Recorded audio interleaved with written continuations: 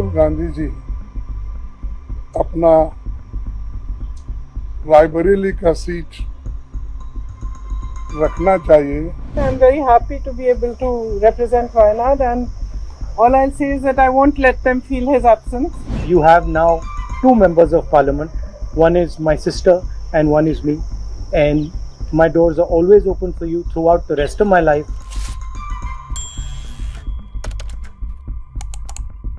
Hello and welcome to Indian Express's Explained. I'm Charulata Biswas, and today we are going to talk about Rahul Gandhi and his choice to pick Rae Bareli over Wayanad. And why did he choose Rae Bareli, about Priyanka Gandhi's debut from Wayanad, and to unpack all of this, to talk more about the development, I'm being joined by Manoj CG, who is from our political bureau. Manoj, thank you so much for joining us. My first question to you. Yesterday we got this announcement, the suspense over whether Rahul Gandhi is going to choose Rae Bareli or Wayanad, that's over. But the big question is, why Rae Bareli? Because he's been the MP from Wayanad for 5 years, and it would have been sort of nice to see him choosing Wayanad probably. But why do you think that Rahul Gandhi made that decision? There are multiple messages in this decision, and many people would say, had the verdict been slightly different, the decision would have also been different. In the sense that BJP is now at 240. They did not perform really well in Uttar Pradesh, where they had 72 seats in 2019. Right. The seats came down. The Congress, performed better than expectations in Uttar Pradesh. They got 6 seats. The Samajwadi Party, its ally, got 37 seats. So one way of looking at this is that he may not have, kept Raebareli. He would have continued to represent Wayanad in the Lok Sabha had the outcome been different. So once the results came in, most of the Congress leaders, the top leadership, so to say, felt that the wind is kind of shifting in Uttar Pradesh, where the alliance picked up seats, both Samajwadi Party and the Congress, and the BJP is on a back foot. So now it would be better if he continues to stay in Uttar Pradesh, continue to represent Raebareli, and take this momentum towards assembly elections in 2027. Okay. So that was one factor that weighed in. The second is this constant criticism that he is shifting seats here and there, but then Rahul Gandhi somehow was emotionally attached to Wayanad. He's heavily invested emotionally. That's what the Congress leaders would say. He also said that yesterday. Yeah. He also makes it a point to say it again and again. Yes. The Congress leaders also, make it a point to say it again and again. Because in 2019, when he contested from both Amethi and Amethi and Wayanad, he lost Amethi to then Union Minister Smriti Irani, and Wayanad kind of ensured that he remains an MP, he remains in Parliament, and because of that one decision, the Congress believes the party was able to kind of nearly sweep Lok Sabha elections in Kerala as well, barring one seat to an independent backed by the LDF, the Left Democratic Alliance in Kerala, the CPM-led alliance. All the 19 out of the 20 was with the Congress-led alliance. So that was one view. Then, like the case with Uttar Pradesh, Kerala will go to assembly elections in 26, and what happens in Kerala is that Kerala, the political trend is that it alternates between the Congress-led alliance and the CPM-led alliance once every 5 years. Okay. That has been the political trend over the last 30 years. Yes. So the last assembly elections, Kerala, through a surprising verdict, it gave Pinarayi Vijayan, the chief minister, and the left alliance one more chance. So the Congress is in a kind of a desperate situation in Kerala as well, where they want to come back to power. So that was one input given to Mr. Gandhi, that you should continue. So it was a tough choice, and finally the decision, of course, is that then he will continue in Raebareli, continue as an MP in Raebareli, where the hope that his presence would, keep the momentum going for the Congress and the opposition in Uttar Pradesh. And Priyanka Gandhi Vadra will make a political debut, electoral debut, not political debut, electoral debut from Wayanad. So the presence of a Gandhi would be there. So that is how the Congress is trying to package this decision, project this decision. Okay. Could there have been a bolder choice for Wayanad? Because Priyanka, she's going to make her parliamentary contest debut this time. And looking at how Rahul Gandhi had that emotional connect with the constituency, do you think there could have been a bolder choice, or Priyanka Gandhi fits right there? No, there could have been many choices. Because initially we were told that Vadagara, it's one constituency in Kerala, it was represented by K. Muralidharan in the last Lok Sabha. He's Right. son of a late veteran former chief minister from Kerala, K. Karunakaran. So he's a heavyweight kind of a leader. This time the party had asked him to contest from Thrissur, where Suresh Gopi, Yes. the actor turned politician from the BJP, was contesting. So there was this huge buzz about Thrissur. So the Congress thought they should, field one of the heavyweights in Thrissur to take on Suresh Gopi. Muralidharan came third. Suresh Gopi won, and of course BJP opened its account in Kerala for the first time. So there was this, buzz that Muralidharan, since he was an MP, he lost out, remaining an MP because he contested from Thrissur, he could be fielded from Wayanad. And the Congress in Kerala, unlike in many of the North Indian states, they have a good, solid second line of leadership. So there could have been many candidates, young candidates. You use the word bolder. There could have been many candidates. So, but then the family, the Nehru Gandhi family, now has sought to package, as I said, as an emotional connect with Wayanad and all. It's not the first time, in 1980, Indira Gandhi contested from both Raebareli and Medak in the then undivided Andhra Pradesh, and she resigned from Raebareli and kept Medak. In 1999, from when Sonia Gandhi, made her political debut, electoral debut, she contested from Amethi and Bellary in Karnataka. Then she chose Amethi. So it's a difficult choice, but given the situation, this is what the Congress is trying to project. Of course, for the first time, there will be three Gandhis. There will be three from the Sonia, from the Nehru Gandhi family in Parliament, because in the past, Sonia and Rahul, of course, were in Parliament at one point of time. Indira and Rajiv were in Parliament. So this is the first time three members from We the could Gandhi see family. Priyanka If she manages to win Wayanad, which is considered a very safe seat for the Congress in that sense. So now there is of course criticism of Congress giving priority to the family, overall promoting dynastic politics. So that, of course, that criticism will be there. So Manoj, you were talking about the criticism that will come their way, about dynastic politics, and we are already seeing a lot of criticism from the BJP. What's your take on that? The Congress is not oblivious to the fact that there will be criticism. If you see the party's decision, there was this discussions which lingered on for a couple of weeks on who should contest from Amethi and who should contest from Raebareli.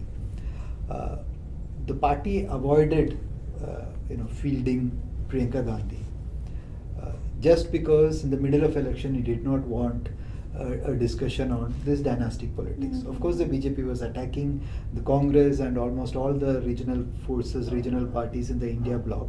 So they didn't want to, because Rahul was contesting from Wayanad. Priyanka could have contested from Raebareli.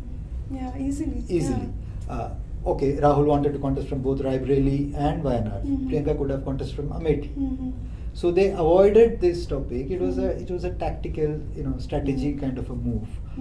There was speculation that if Rahul wins from both, Raebareli and Wayanad, he will leave Raebareli, and then Priyanka would contest the by-elections. So this calculation was always there, in the Congress leaderships and the families discussion table. So they avoided that just to ensure that the BJP's attack, doesn't intensify. So now But the how are- elections are over. Now the elections are over. The next elections, the Lok Sabha elections, will be 5 years away. Yeah. As I said, the numbers are not that comfortable for the BJP. So that's why the Congress has now moved in, fielded Priyanka Gandhi Vadra. Of course, there will be the BJP will of course attack the Congress for they have already said that Congress is a proprietoryship concern. It's the Gandhis, of the Gandhis, by the Gandhis, for the Gandhis, and overall the charge that dynastic politics. Every regional party promotes dynastic politics. So, but the timing is what the Congress thinks will help the party. And she, if I remember correctly, is the 8th member from the Nehru Gandhi family, right? From Jawaharlal Nehru to Firoz Gandhi, Indira Gandhi, Sanjay Gandhi, Rajiv, Sonia, Rahul, 8th member of the family, and I mean, giving them only competition would be the Scindia family. Right. Where Rajmata Vijayaraja Scindia was a Lok Sabha MP, and so was kids Madhav Rao, Vasundhara Raje Scindia, and Yashodhara Raje Scindia, and two of the grandchildren, Jyotiraditya and Vasundhara Ji's son. And of course the Mulayam Yadav clan, and that's an extended clan where the chachas, the cousins, Akhilesh himself, his wife. So giving them competition would be the Gandhi family. Yeah, and it's interesting, like you said, the timing is so important. The timing is important. Yeah, that's important right. because it would not impact Congress that much. That's what they believe. Yeah. But 5 years. We won't be able to come to that conclusion. That's what the Congress believes. But what is the counter? Because like you said, Pawan Khera always, we heard a bite where he said, what about Scindia? So what is the counter? No, but that is no counter. No, that is exactly. no counter. So what but is? Then at some point of time they had to take this decision. Yeah. Priyanka Gandhi Vadra was very keen to contest. If you remember in Raebareli, when Rahul and Priyanka were there for that thanks giving rally, he said he had Priyanka Gandhi Vadra contest from Varanasi, against Prime Minister Modi. She would have given her a tough time. So if you see his exact lines, it gave a sense that he had advised, or somebody had advised her, but she was not keen. That's how in the sentence, how he structured in Hindi. If you read it carefully, that was the signal that came. So she was keen to contest, of course, but before elections, it would have Why do you maybe think she backfired. changed her mind? No, I don't think she changed her mind. No. They just wanted to skirt that issue in the campaign. Not give BJP another weapon to attack the Congress with. So it's all about the timing. It's never that she never wanted to contest, and it's kind of this argument that the Congress is giving, that Wayanad, Rahul has an emotional connect, though they wanted one Gandhi to represent Wayanad, and the north and the south, one Gandhi in north and one Gandhi in south. Okay, that's how the party is projecting, and that's how the party is packaging that. But I think it's all about the timing and the way the verdict came. Criticism apart, Priyanka Gandhi Vadra, what we have seen during the rallies and campaigns and the 13-day campaign in Amethi, she was relentlessly out there, talking to everybody. People could see her, and she actually projected herself as someone who could. Yesterday Mallikarjun Kharge said that ladki hai, lad sakti hai. He used that slogan.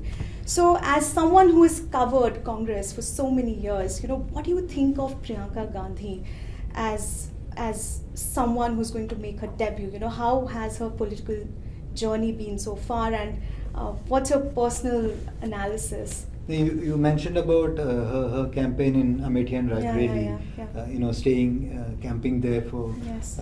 12, 13 days. Right. But that is perhaps the recent, Yes. fresh in our memory. Yes. Right. So she joined active politics in 2019, just months before the Lok Sabha elections.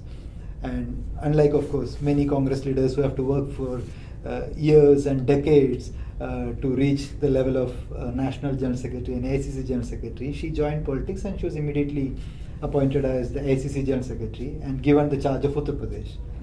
If you look at all the general secretaries of the Congress, of the AICC, they have all put in years and years of hard work in the party. Then you reach that level. But then she of course belongs to that family, that Nehru Gandhi family. So she entered politics straight away as an AICC General Secretary in charge of Uttar Pradesh. She joined in January. There were just couple of months left for her campaigning in Uttar Pradesh, and in 2019, we all know the party could just win one seat. Rahul himself lost, and only Sonia could make it to Lok Sabha. After that, in 2022, she waged that high-profile campaign for the assembly elections. Leading the Congress campaign from the front in Uttar Pradesh without any alliance with the Samajwadi Party or the BSP. The Congress fought alone, where the slogan that you mentioned, "The ladki hoon lad sakti hoon," that was her idea, where they reserved seats for women. Almost 40% of the seats they gave for women candidates. So it was a high-profile Congress campaign. But at the end of it, the Congress could win just 2 seats. It had 7 earlier. It came down to 2. So if you look at the trajectory, she could not do much in the 2019 Lok Sabha elections in UP as the in charge. She could not do much in 2022 in UP as the AICC in charge. Then this election, she was not directly in charge of UP. She is now an AICC General Secretary without a responsibility of any state, so that she could campaign all over. She did that. She campaigned across the country. She went to many states, and she campaigned particularly focused on these 2 seats in UP. So if there is a turnaround, if the Congress, its candidate KL Sharma could win Amethi, if the Congress could retain Raebareli, where Rahul has scored a victory, credit will of course go to Priyanka and the aggressive campaign that she did in UP. So you asked about her trajectory. So Yeah. this has been her trajectory organization wise, her organizational responsibilities and all. Otherwise, she is seen as a good orator, a powerful orator in that sense. Even during the Lok Sabha election campaign, it was she who was hitting back at Prime Minister Narendra Modi when he spoke about that Mangal Sutra jibe and many such issues, when he said the Congress would take away one of the assets that you have. So in a much more nuanced, simple fashion, she was countering Prime Minister Modi. So many in the Congress believe she is a much better orator. She has a connect. She is able to connect with the people. But all that, it's just been 5 years that she has been in active politics. All that, assessment will take some time. Again, she has chosen a seat to make her electoral debut. It's a very safe seat in that sense, Why not? Wayanad. So her critics would say if she wanted to, contest somewhere, she should have, taken a difficult seat and did that turnaround and all. But that's one way of arguing. So for that assessment, we will have to wait for some more time to make that assessment, which is kind of rounded. All right, and we'll bring in all those details and more analysis, and Manoj will of course join us for all of that. So thank you, Manoj, for giving us your analysis and also, bringing in so many interesting details about the development of on why Rahul Gandhi chose Rae Bareli. Thank you so much, all of you, for joining us. And if you like this video, then like and subscribe to our channel, the Indian Express. Thank you so much for watching.